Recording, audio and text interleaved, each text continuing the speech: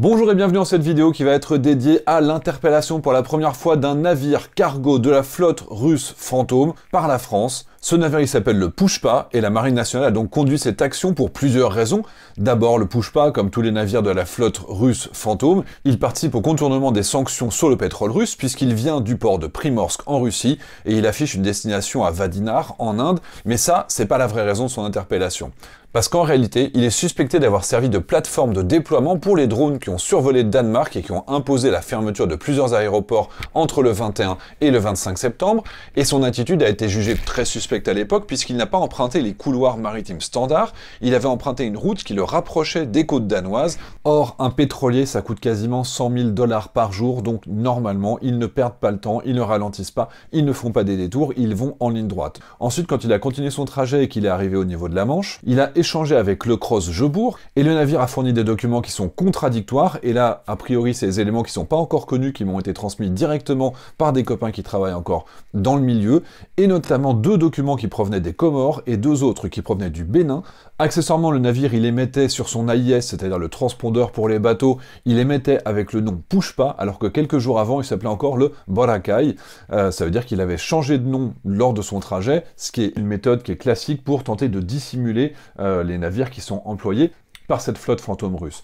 Donc, à partir du moment où il y a une suspicion et qu'on est dans la zone économique exclusive française, il y a la possibilité d'organiser des contrôles. En l'occurrence, le contrôle qui a été à bord a prouvé que le navire n'avait plus aucune assurance depuis 2023, et il y a déjà eu des précédents dans lesquels ces navires russes qui sont pas du tout entretenus correctement et qui ne respectent pas les règles ont provoqué plusieurs marées noires. En plus, le pavillon qui est affiché est donc béninois. Mais le ministère des Affaires étrangères, en collaboration avec la préfecture maritime, ont demandé au Bénin, et le Bénin a confirmé que le bateau ne faisait pas partie de sa flotte nationale, et donc on a aussi une usurpation d'identité pour ce navire. Donc, conformément aux dispositions de la Convention des Nations Unies sur le droit de la mer, un navire qui contrevient aux règles de navigation peut être dérouté vers un point de mouillage, et donc c'est pour ça qu'il se trouve maintenant au large de Saint-Nazaire pour des inspections qui vont être plus poussées. Il y a 2 membres d'équipage qui sont en garde à vue, avec la garde à vue qui a été prolongée. Apparemment, il y a aussi des équipements qui ont été retrouvés à bord. Peut-être que c'est du matériel d'écoute, comme il y avait eu à bord de l'Eagle S, qui était un cargo russe qui avait été intercepté par la Finlande il y a quelques mois, et à bord duquel ils avaient trouvé qu'il y avait justement des éléments d'écoute. Peut-être que c'est des équipements qui sont liés aux drones qui ont été lancés. En tout cas, il y a des membres des forces françaises qui sont à bord de ce navire. Donc après, la question c'est: quelles sont les conséquences de cette décision française? Et pour ça, j'étais avec le général Yakovlev hier soir sur le plateau de LCI, et comme ça, je vous permets de voir qu'est-ce qu'on attend et quelles sont les prochaines étapes avec cette prise de décision. Mais avant de continuer, un petit mot de notre partenaire grâce auquel on peut faire ces vidéos, et notre partenaire aujourd'hui, c'est Incogni. Est-ce que vous connaissez le concept des data brokers? C'est des sociétés qui vont collecter toutes les informations sur vous, avec ou parfois sans votre consentement. C'est-à-dire que quand vous naviguez sur Internet, que vous avez des cookies, que vous utilisez les médias sociaux, même que vous faites des achats, parce que vos fournisseurs de services, parfois ils vont aussi revendre vos informations à ces sociétés qui, elles, vont pouvoir les exploiter.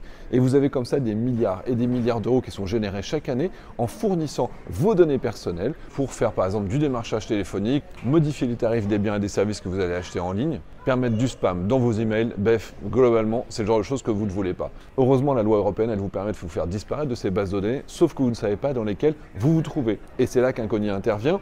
Ils vont aller voir tous les data brokers, ils vont envoyer des lettres, des courriers à votre place. Moi, ils m'ont fait disparaître de près de 300 bases de données déjà jusqu'à maintenant, et ils m'ont fait gagner comme ça des centaines d'heures de travail administratif. Donc suivez mon lien incogni.com/Titelman, vous aurez une super promo, et comme ça, vous reprendrez le contrôle de votre intimité sur Internet. Allez, moi j'embarque. Qu'est-ce qui est en train de se passer selon vous? Est-ce qu'on peut appeler ça, général, une escalade? Contrôlée peut-être, mais une escalade?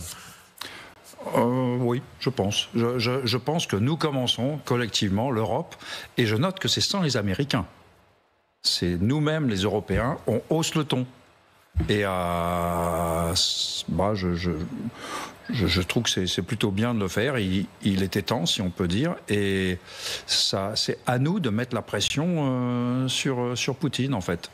Alors après, le terme escalade, moi je trouve qu'il est juste, mais en réalité c'est un rattrapage. Les Russes escaladent de plus en plus loin, ils font intervenir d'autres pays, ils tirent de plus en plus loin, ils violent nos espaces aériens, ils coupent nos câbles, ils organisent des attentats sur notre sol, et nous on se permet à peine juste d'intercepter les bateaux illégaux qui sont à nos frontières.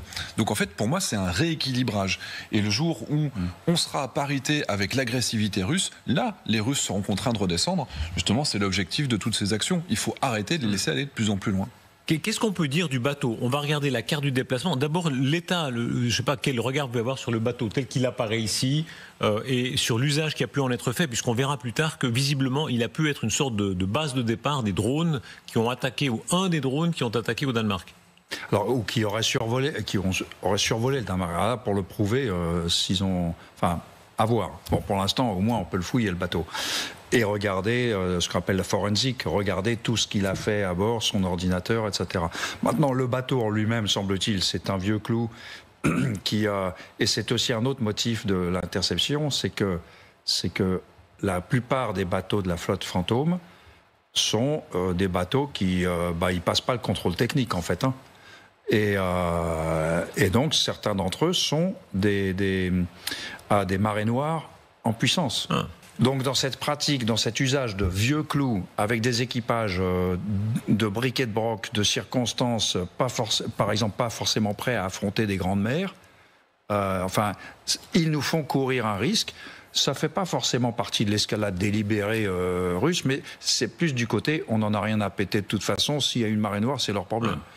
Alors il y a ça, on comprend bien que tout ça n'est pas très écologique, mais il y a aussi et surtout des manœuvres d'espionnage, puisqu'un certain nombre de ces bateaux servent en plus de plateformes d'espionnage. Ce qui est totalement illégal, puisqu'un navire civil doit être civil à 100%. Nous, on a officiellement des navires d'espionnage, le Dupuy de l'Aume par exemple, on se permettait d'aller au large de la Chine et de les espionner très ouvertement, parce que ça c'est légal. Mais on dit, nous sommes de l'espionnage, nous vous regardons.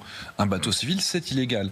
Et c'est par exemple ce que les Finlandais avaient découvert quand ils avaient intercepté le Eagle S. Donc est-ce qu'on va trouver la même chose à bord de ce navire? C'est une question, mais il y a aussi leur attitude qui est anormale, leur trajectoire qui est anormale. Et il faut pas oublier que la Russie militarise en quelque sorte aussi des infrastructures civiles. On se souvient que c'est des navires civils qui ont croché, qui ont détruit certains de nos câbles. Et puis la Russie se vante de transformer des containers, donc des containers, un bateau de containers avec des centaines de containers qui passent, ils ont transformé pour pouvoir lancer des missiles.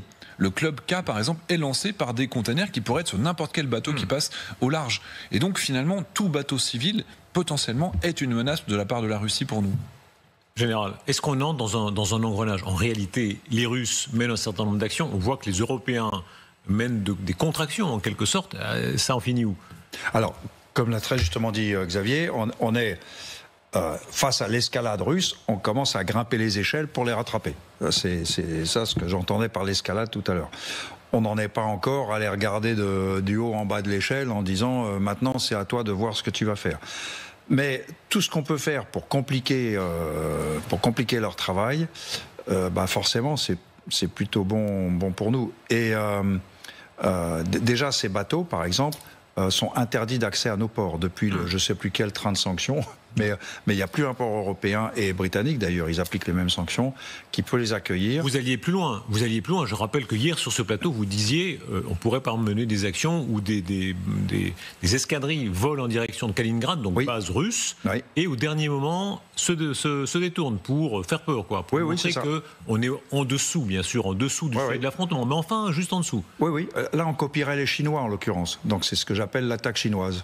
Oui, il y a des spaghettis chinois et il y a l'attaque à la chinoise. Donc, En fait, vous ravissez, je vois Xavier Stelman qui vous regarde d'un air tout à fait ravi. C'est tout à fait la stratégie qu'il a l'air d'approuver. Mais bien sûr, mais à partir du moment où on est toujours en train de subir, qu'on ne prend pas d'action, qu'on n'a pas nous-mêmes de mesures de réalignement sur l'agressivité russe, et oui, eux, non seulement...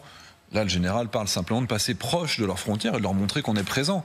On ne parle pas de violer leurs frontières aériennes telles qu'ils le font. Donc le simple fait de prouver qu'on est là, il y a des conséquences. C'est déjà que les Russes sont obligés de retirer une partie des avions qu'ils ont sur le front ukrainien pour les mettre en protection. Donc même le simple fait de faire ça, d'être présent, réduit aussi la pression sur l'Ukraine. Et ça, tout ça, c'est des bonnes nouvelles, évidemment. Les points de friction, on est dans un moment assez vertigineux où les points de friction se multiplient entre la Russie et les Européens, et surtout entre la Russie et la France. On va entendre dans quelques instants les déclarations du président de la République qui sont très offensives à l'égard de la Russie. Et alors, évidemment, à la télévision russe, c'est en sens inverse un délire, un déluge de propos assez durs. Alors, regardez d'abord la carte, c'est-à-dire le trajet de ce navire, où on comprend que, et ce sont des navires évidemment qui font le tour en quelque sorte de l'Europe, dans un sens puis dans l'autre, et toute une partie de l'Europe est en quelque sorte, regardez la carte qui est ici, qu'on comprenne bien, il est parti de cette ville dans le nord de Saint-Pétersbourg, et il est descendu jusque-là, c'est-à-dire plus tard jusqu'au large de Saint-Nazaire.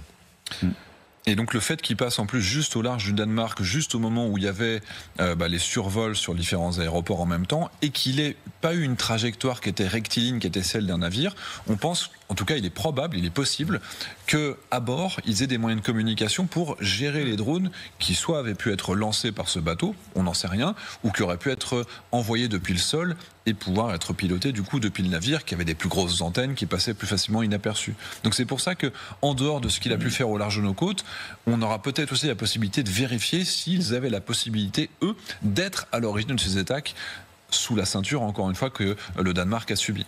Et l'enquête française, elle intéresse les Danois, ouvertement. Il y a 3 bateaux comme ça qu'ils ont. Il y en a au moins un que maintenant on est dessus, on est dedans. Qui gagne dans ce bras de fer ? Nous, comme on fait rien à part essayer de les empêcher de nous attaquer, c'est eux qui gagnent, puisqu'encore une fois, c'est eux qui sont à l'initiative de l'agressivité. Dans cette guerre, encore une fois, qu'on appelle la guerre hybride, qui porte mal son nom, mais néanmoins, il n'y a que eux qui agissent dans ce domaine. Général ? Oui, alors, la télévision russe, depuis le début, s'amuse à pointer du doigt nos faiblesses, parfois à tort. Malgré tout, je suis assez content en tant que Français que la France soit un peu singularisée et tout. Ça vous fait plaisir aujourd'hui. J'ai vu en arrivant, vous aviez on les énerve. Le général Yakovlev hier, il était un peu grincheux, il disait ça bouge pas, etc. Et là, j'ai vu quand vous arriviez que vous respiriez autrement. Si on les énerve, pour moi, c'est une bonne nouvelle. Et c'est pas parce que j'en veux et tout, mais c'est comme on en parlait avec Xavier, on remonte, on commence à gravir l'échelle à côté on commence à y rattraper. J'étais frappé. Gallagher-Fenwick qui est américain, il était sur ce plateau, il disait si les États-Unis d'Amérique avaient subi l'affaire des drones, ils ne se seraient pas laissés faire de la même façon. C'est-à-dire c'est inimaginable pour eux d'avoir 20 drones qui se baladent et pas avoir une forme de représailles, plus que simplement dire on prend note et on envoie des hélicoptères pour la prévention. Dans le cas là, je ne sais pas comment ils auraient fait. En l'occurrence, si c'est des drones russes avérés comme étant russes, ils auraient très clairement donné 400 Tomahawk et tout le nécessaire pour que les Ukrainiens puissent détruire les usines de ces drones. Je pense que ça aurait été la rétorsion des Américains que nous n'avons pas eu. Certaines provenances sont incertaines, effectivement, mais dans le cas par exemple de la Pologne, ils viennent pas de la planète Mars. Alors la Pologne, c'était tout à fait autre chose. Là, on sait, c'est des drones on sait de quel drone il s'agit, on sait où ils ont été fabriqués, donc il n'y a pas de débat. Donc à la limite, même si les gars disent oups, on les a perdus de votre côté, ils sont en tort. Là, ils peuvent pas faire de la non-attribution, au sens c'est pas moi, je sais rien. Là, les drones et les Américains sur New York, est-ce qu'ils auraient tiré comme ça ? J'ai un doute. Le ton a changé en tout cas, et par la voix du président de la République. Écoutez, Emmanuel Macron, dans le contexte du sommet qui a lieu aujourd'hui à Copenhague, il parle maintenant d'une confrontation accrue avec la Russie. Nous sommes dans une confrontation avec la Russie, qui depuis plusieurs années est un acteur très agressif dans notre espace informationnel. On l'a vu dans le cadre des élections comme ailleurs, qui multiplie les attaques cyber, qui évidemment a lancé une guerre d'agression en Ukraine, qui utilise la menace nucléaire et qui aujourd'hui, on le voit bien, provoque dans des espaces aériens. Tout ça est un ensemble hybride qui est dans le champ de la confrontation.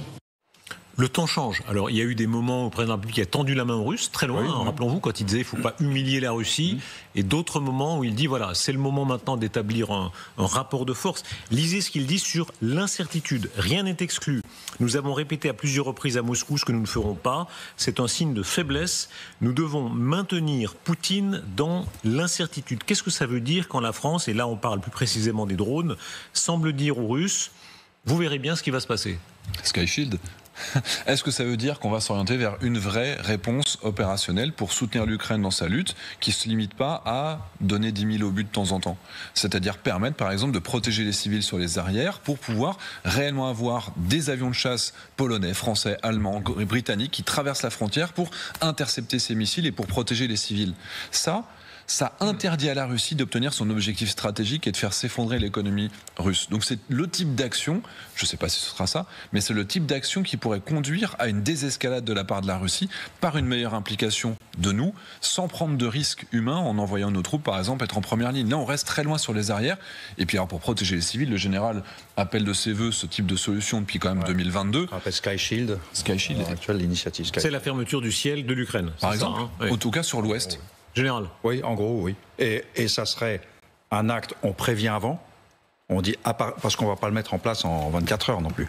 Donc on prévient avant, ce qui donnerait aux Russes le temps de, je ne sais pas moi, peut-être donner des gages. Vous voyez, dire, bon, on va peut-être arrêter de s'énerver, vous voyez. Donc et puis on met en place ça tranquillement, tranquillement, non. En tout cas, à notre rythme. Et là, c'est un acte dans le ciel, dans l'espace électromagnétique ukrainien en plus. C'est un acte fort. Alors les Russes, ils vont pleurer, ils vont dire, crier à la co-belligérance, et ça y est, vous êtes en guerre et tout, ça fait partie du jeu. On les laissera crier. C'est de la com. Ah, vous dites on les laissera crier, pour l'instant, aucun pays européen n'a osé franchir le pas. Aucun. Exact, je le regrette. Là, à force... Mais le ton change en Europe.